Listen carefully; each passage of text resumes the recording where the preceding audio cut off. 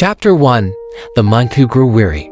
In the heart of the mystical Shaolin Temple, nestled amidst the dense forests and ancient mountains of China, lived a monk named Liang. He had spent the majority of his life within these hallowed walls, dedicated to mastering the arts of combat, meditation, and enlightenment.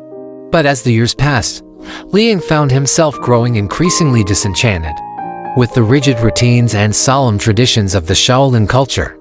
Chapter 2. The Restless Spirit. Each day, Liang would rise before dawn to practice kung fu and meditate. His life was filled with endless hours of training, temple duties, and strict dietary restrictions.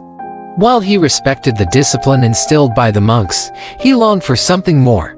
The mountains, though beautiful, began to feel like a prison. Chapter 3.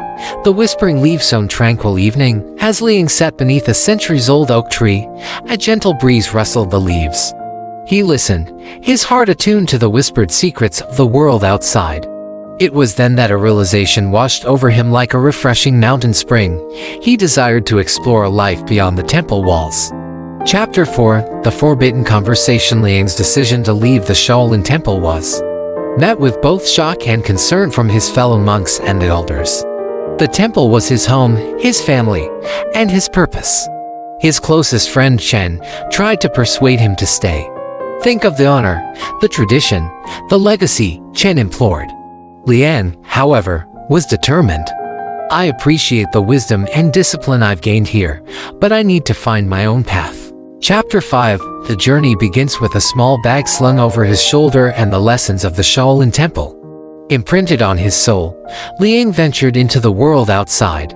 It was a place unknown to him, teeming with bustling towns, colorful markets, and diverse people with their own dreams and desires. Chapter 6. A world of surprise. Liang's transition from monk to civilian was far from seamless. He struggled to adapt to a life that was not governed by ancient rituals and martial arts. Yet, the world outside was a revelation. He marveled at the simple pleasures of a cup of tea in a crowded market, the laughter of children, and the kindness of strangers. Chapter 7. Family Reunion. Word of Liang's departure reached his family, who had always been proud of his dedication to the temple. When he returned home, his family welcomed him with open arms, tears of joy, and cautious curiosity about his new life.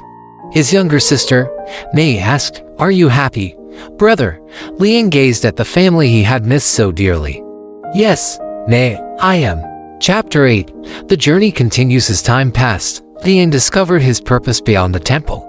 He opened a humble martial arts school, where he shared the wisdom and discipline of the Shaolin teachings with others, blending it with the compassion and joy he had found in the world. His family came to respect and support his new path, realizing that happiness and fulfillment were more important than tradition. Chapter 9. The Legacy. Liang's legacy lived on, not just in the scrolls and traditions of the Shaolin Temple but in the hearts and minds of those he taught.